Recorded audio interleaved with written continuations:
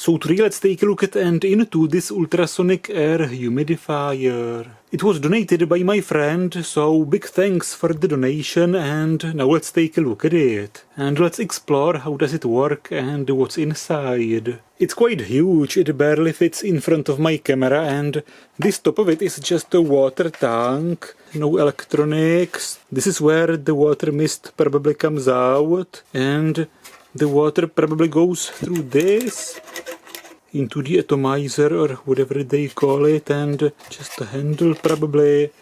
And here's the interesting part of it, the bottom of it with something for cleaning probably. Not sure what's this, and the ultrasonic transducer is probably here.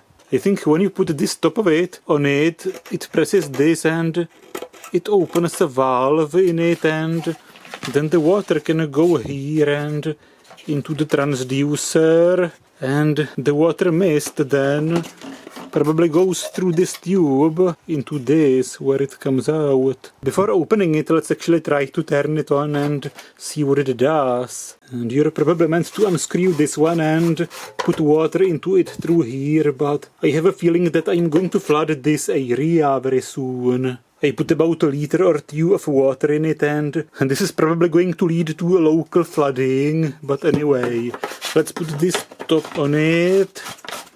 Well, it's actually at the bottom. Does it spill? Or not? Well, it doesn't spill yet. Now let's put it on this. Let's see what happens. Is it this way? No, it's actually meant to go this way. Now I can hear the water actually goes somewhere into the bottom of it. It was bubbling and gluggling, and now it stopped. And now, of course, let's plug this machine full of water into mains. And there is a display on it. So let's zoom the display and let's try to turn it on. There is an on-off switch. It says humidifier, operating current humidity, 47%, something humidity, some flower and some indicators, preset, mist, is it doing anything, timer, a neon, humidity. It will probably operate until it reaches the humidity I want or something. Timer, 1 hour. Not sure what I did, but it seems to be already running. Something is already coming from it. Not sure how much it's visible on the camera, but it's actually producing a lot of water mist. Now it's probably quite visible.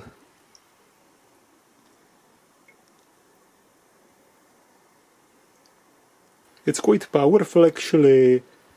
And this doesn't look like something I would like to operate in my room. I'm afraid that this can make your room all moldy and all your furniture and walls rotten, and it will very soon feel like in a laundry here. It's going to be quite damp here. I shouldn't operate this room putrefier for too long. What if I block it? Does it shut down, or... well, it will puff even more after I unblock it.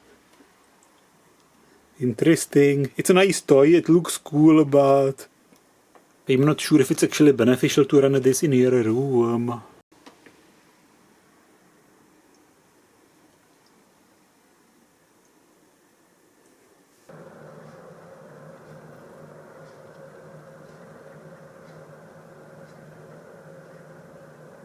Let's better turn it off before my room gets uninhabitable. And of course those machines might have some health benefits. They might help when the air is very dry, especially in winter when you run heaters. They might help people with some medical conditions, but only up to a point. They might also worsen some medical conditions. They might contribute to bacteria and mold growth. They might also be damaging to the buildings and the objects in them. And of course they are probably supposed to use distilled water, not tap water. With tap water, they emit not just the water mist, but also tiny particles of the minerals from the water. And some of those minerals might be harmful. Those can break minerals, bacteria and mold into very tiny particles that get deep into your lungs. and inhaling those might be quite harmful. And also, if you don't clean those machines often enough, bacteria can grow inside of them. Those machines are not inherently bad, but definitely use them wisely. They might be a bit overused nowadays. Now I'm kind of scared of lifting this. Is it going to spill?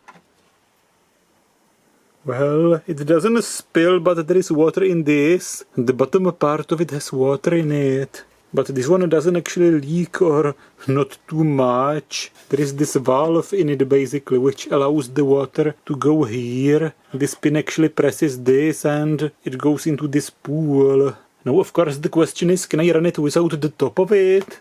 Does the tank have to be on it or not? And is there any sensor to see whether the top is on it, and does it actually disable it? Well, I can actually run it without the top, and it actually looks even cooler now. And it sprays water everywhere. It apparently has no sensor to disable it when the tank is taken away. But it's probably not a good idea to do it. The water actually is warm.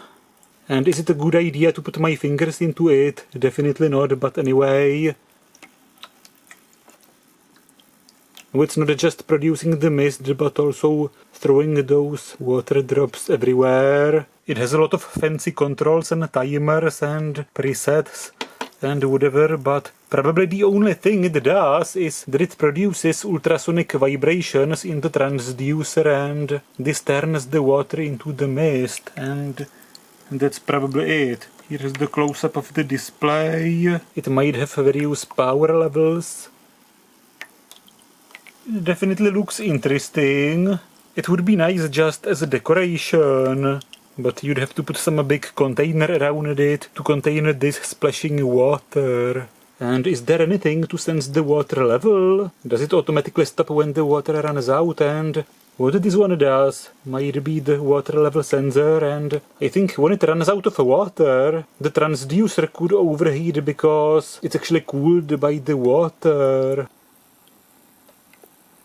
Nice.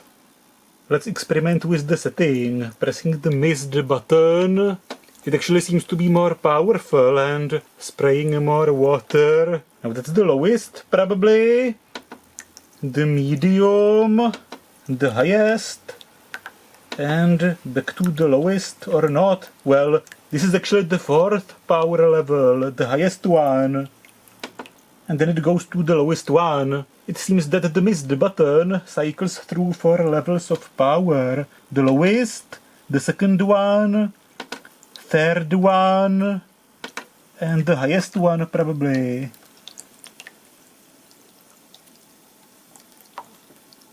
Quite a lot of mist now.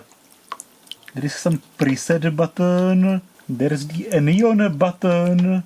It shows some symbol of negative ions or something. Basically some balls with a minus symbol in them on the display. Hopefully it's not radioactive as the products from eBay. A humidistat.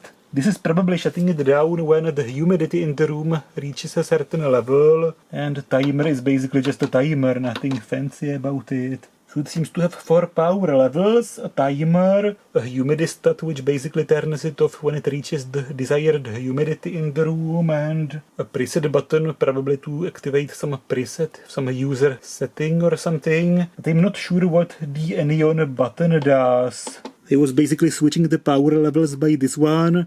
Here's the preset, the on-off button, a humidistat. That's simple, timer is simple, but what this one does? It produces some ions. Is there some high voltage ionizer in it? That's the maximum level. Amazing! And completely flooding the bench. Let's measure the power consumption using my watt meter, which is built into this power strip, of course. Now it's in standby and it draws about half a watt, and now let's power it. 12 watts, the lowest setting. 17 watts, the second power level. The third power level, 21 watts. And the highest power, 26 watts. The anion, does it do something? With the anion, 27.3, without it, 26.9. So the Anion setting actually adds a little bit of extra power. What about the minimum power level? 13 watts without the Anion, or 13.4 watts with the Anion function. And there is actually a fan blowing from this thing. There has to be a fan. I can feel a breeze of air. This one is probably meant to push the water mist out when this is on top of it. And now it's back in standby and the fan still runs. It probably runs for some time and then it shuts down. After turning it off, it probably runs basically for some time to push the mist out before it goes to sleep. And with the fan it draws 1.1 watts. After about 5 minutes, the fan stops and it draws only 0.4 watts from a minus. Well, now I noticed this is actually the water level sensor. There is a floating piece, and if the water level goes down, it probably shuts down. When I push it down, I can hear some clicking. I think there is a magnet in it, and inside of it there is a read switch. Let's test it. Let's push it down, and it shuts down.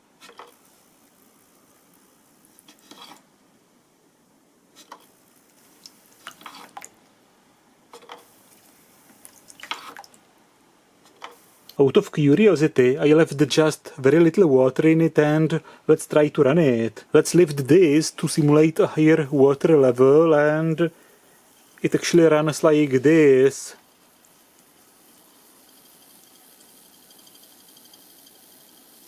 Is it getting hot? It's warm. But now, finally, it's going to be about the internals. Of course, there are some warnings. Disconnected before cleaning, don't put it in water, don't operate if the plug is damaged, and so on. But it doesn't tell you not to put your fingers into the water when it's running or to touch the transducer.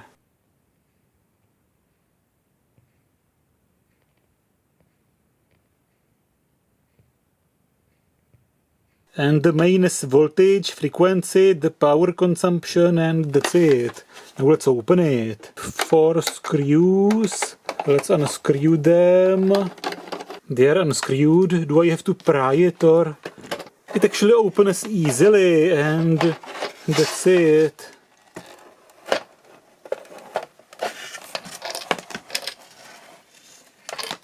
And there is a lot of it in it. It has multiple boards. Here is the control panel board with the display and the buttons. Here is the humidity sensor probably.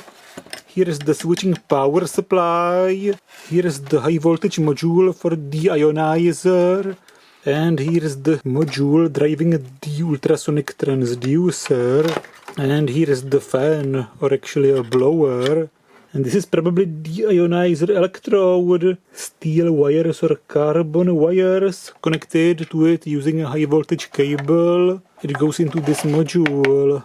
So let's try to explore it a bit closer. The mains comes in here into this additional interference filter board with this ferrite ring for some additional filtration, and then it goes into this main power supply board, and it's probably just a normal flyback switching power supply with the mains input here, some interference capacitor, a fuse in a heat shrink, a common mode interference inductor with the windings, a bridge rectifier made of discrete diodes, the primary smoothing electrolytic capacitor, some power resistor, some capacitors, diodes, and there is an NTC thermistor here for inrush current limitation when you plug it in. The optocoupler, some more small capacitors, resistors, some voltage reference here probably. Here is the power transformer on a ferrite core, probably with an air gap. Here is the switching transistor, some interference capacitors class Y1 between the primary and the secondary side. And the secondary side of the power supply has two electrolytic capacitors. One is 50 volt and one is 25 volts. And the power supply has 3 wires coming from it, so it probably has 2 different output voltages. And also it has two diodes, one here and one here for the rectification, and probably some loading resistor and some resistors in the voltage sensing voltage divider. And that's probably it. Let's take a look at the other side of the board. Are there any SMD components or not? It's unscrewed, it was on 2 screws, and the other side has some SMD components on it, but not much. Not many SMD components here, mostly some resistors, some capacitors, but one chip. A 6-pin control chip for it, probably. And the isolation distance is quite nice, and those class Y1 capacitors are actually in series for extra safety. It's just a normal switching power supply, so let's progress to the more interesting parts of it. The 3-wire cable goes from it into this board, which is probably the main board of the transducer. Basically the power driver of this ultrasonic transducer.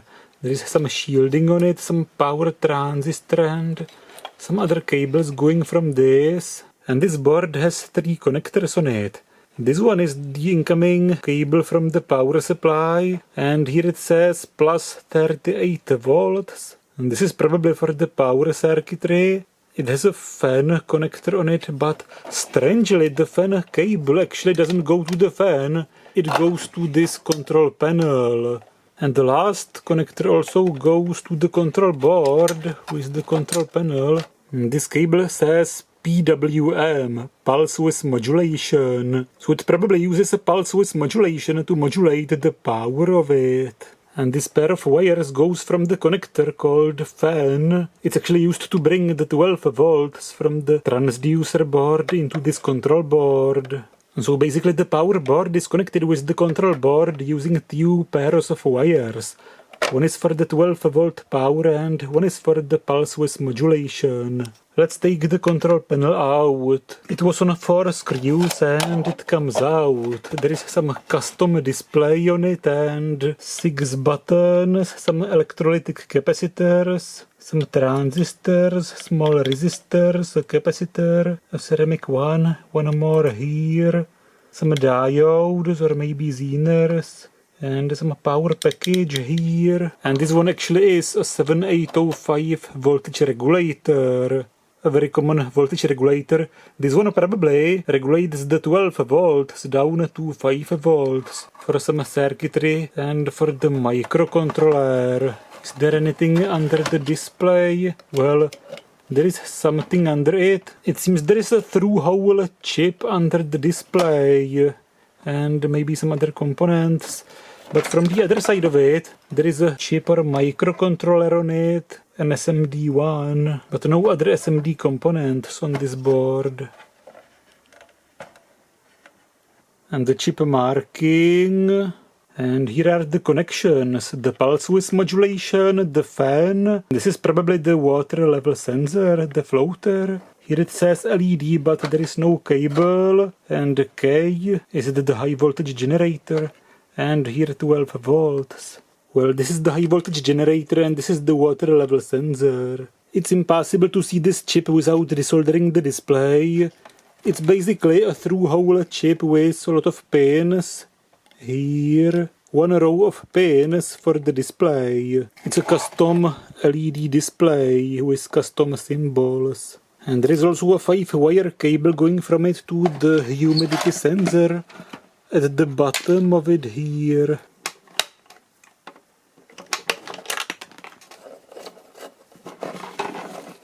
And here's the board with the humidity sensor here, and not much else on it, just some connections, a diode, a resistor and this humidity sensor. And this one actually might not be a diode, it can be some temperature sensor. It probably senses the temperature. Maybe the humidity sensor has to be temperature compensated.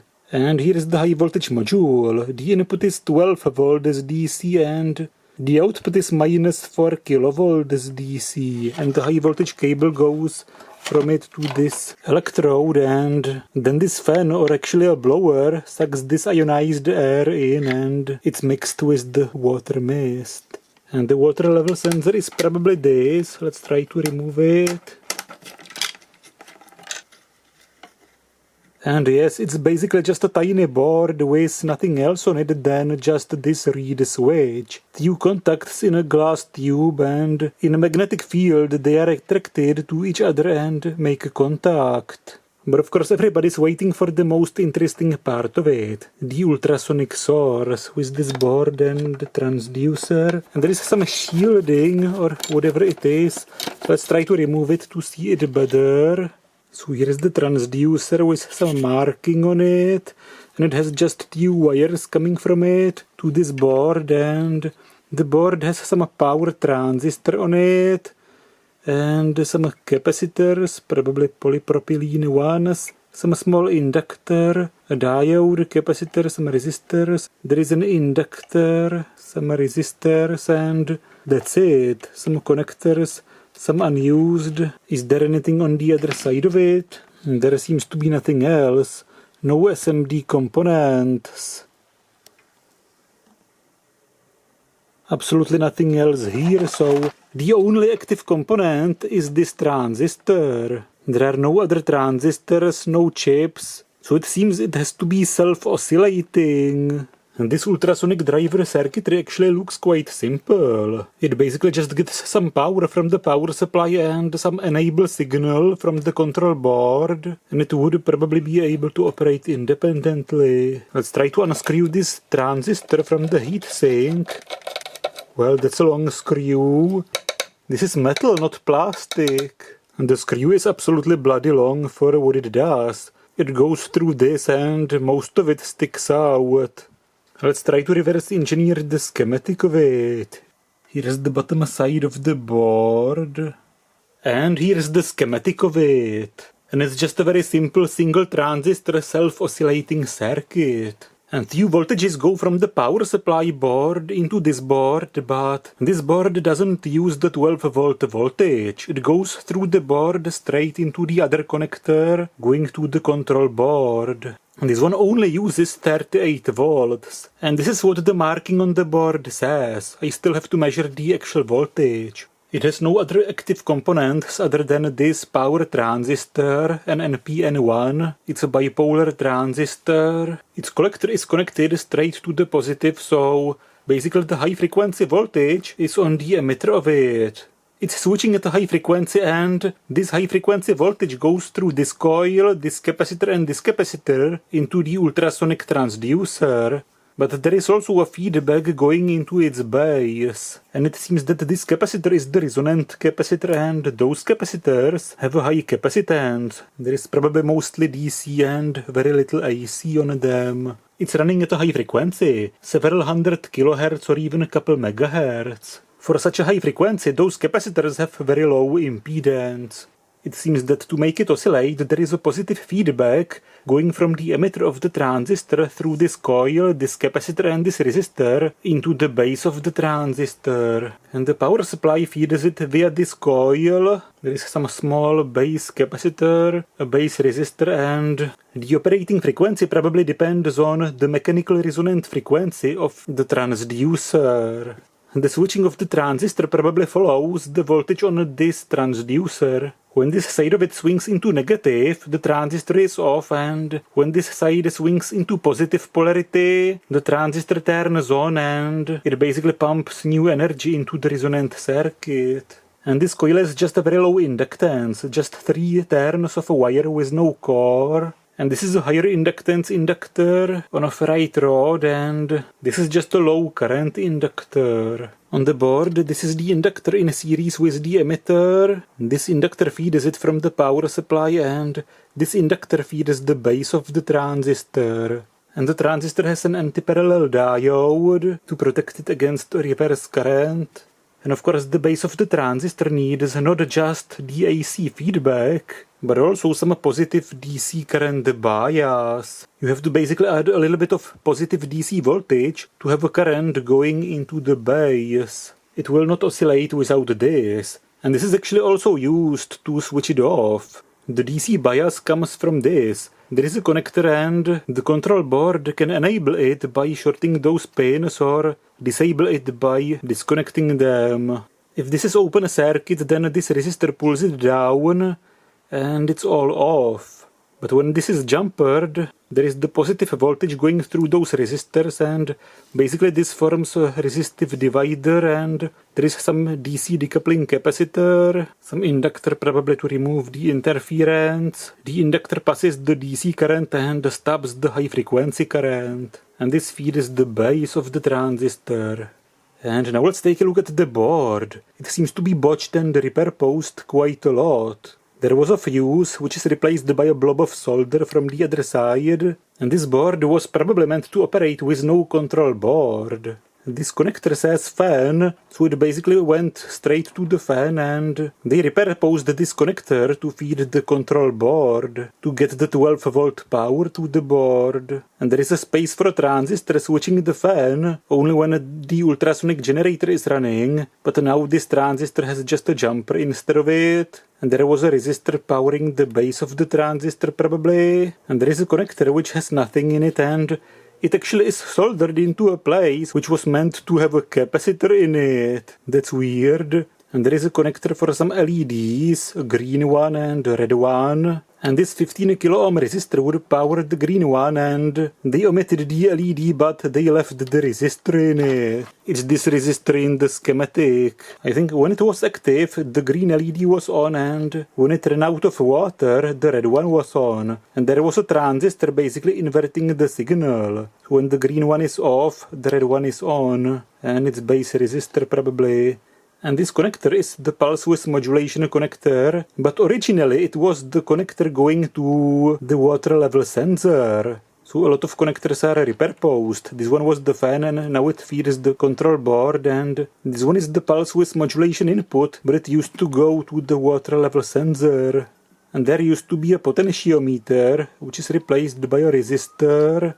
It's this one. There used to be a potentiometer to adjust the DC bias into the transistor. And there is also some omitted connector and a jumper instead of a resistor. And it probably was an additional resistor going from this resistive divider into this capacitor and inductor, basically to reduce the power. And there was a connector going to a switch probably to bypass it to run it at a full power. So it originally was basically a very simple humidifier with two power levels switched by a switch, and with just a green LED indicating its operation and a red LED indicating that it ran out of water. But they repurposed the board to use it in a fancy humidifier with a control panel, with a lot of buttons, a display, a timer, a pulse width modulated intensity, and a humidistat with a humidity sensor. And of course the ionizer on top of it. And there is a jumper because the power level switch is not needed now with the pulse width modulation. And strangely the power supply board says 34 volts instead of 38. But now of course let's try to somewhat put it back together, and let's try to measure the voltages, and let's also do some oscilloscope measurements to see the waveforms and the frequency in this circuit. Or should I take a look under this cover before this? I took those screws out and the transducer comes off. Here is the cover and the actual transducer with some rubber seal on it. Should I remove it? Of course I should. So here is the transducer. It looks a little bit like a piezo buzzer, but it's much thicker and heavier. And it's actually thick, and it has two connections and some marking on it. And so that's the transducer. Not really much to see on it. And this is the metal holder, which also doubles as the heatsink for the transistor, and it's basically water cooled. Well, it's of course quite dirty, but this part of it is metal and it's in contact with the water, and near the transducer the water moves a lot, so it gives it a very good water cooling. I think I don't have to remove this piece of metal. There is nothing interesting in it. It's just a water-cooled heatsink, and if I remove it, it might then leak. There is probably some seal between the metal and the plastic around it.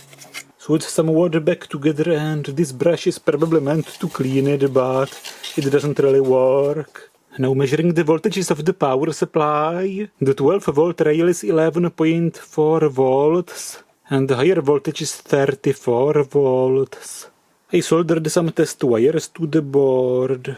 One goes to the positive, which is the common terminal here. One goes to the hot terminal of the transducer. And one goes to this pulse width modulation signal from the control board. Or whatever it is. Or is it actually linearly changing the voltage here? Let's find it out. So now it's back together somewhat with those measuring wires connected, and can I plug it in? Will it run? Of course there is no water in it, and the display says waterless. So let's pour some water in it. And now it runs.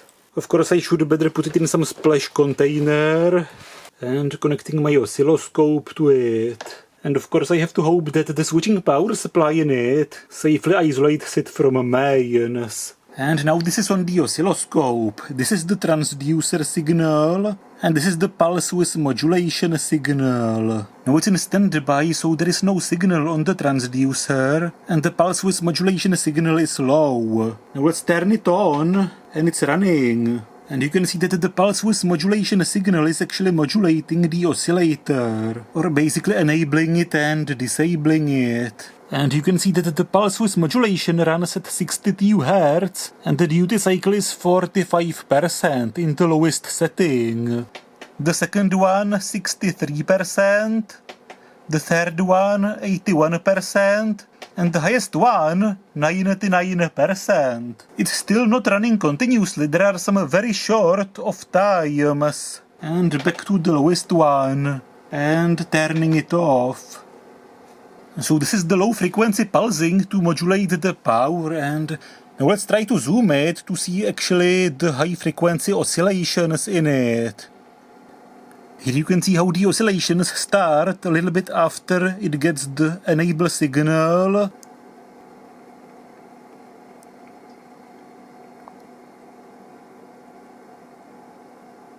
Of course now I have to synchronize it to this channel instead of this channel. And you can see that the operating frequency is about 1.7 MHz. And the peak-to-peak voltage on the transducer is about 80-90 volts. But I can see a lot of different waveforms here. There is multiple different waveforms because it's actually catching the waveform with the lower amplitude when it's starting at the beginning of each pulse width modulation cycle.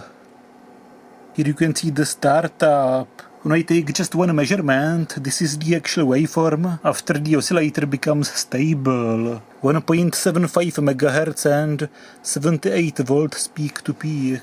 Here's once more the startup of the oscillator after it gets the enable signal, and then the oscillator starts basically, and the amplitude of it is a bit unstable actually. It's a little bit random, and there is also a small overshoot at the startup, but nothing horrible.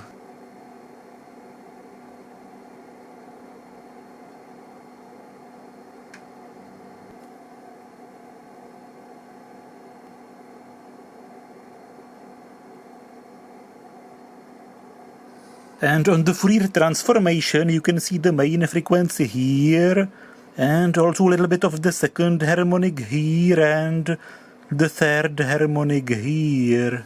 And those are the harmonics. And one extra measurement. I was curious how much does the emitter waveform differ from the transducer waveform. So let's put the second channel here instead of here. And it's actually a very small difference. Quite a similar waveform. Virtually the same thing. And now of course on an analog oscilloscope. And you can see how the trace changes brightness when I change the power levels.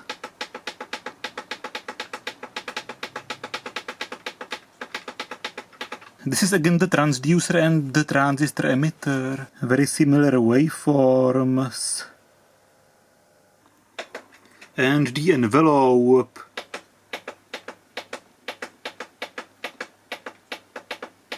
Is this the oscillations fading out at the end of the pulse width modulation pulse? It seems so. And down there you can see the fluctuations in the amplitude. And yes, the oscillations don't stop immediately. They take some time to fade out. And this is quite random actually. So that's this ultrasonic humidifier.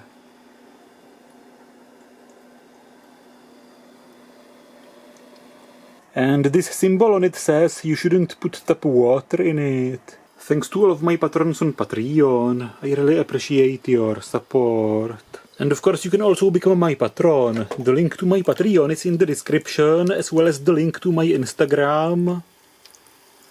And I also plan to take a look inside of some dodgy USB chargers, finally.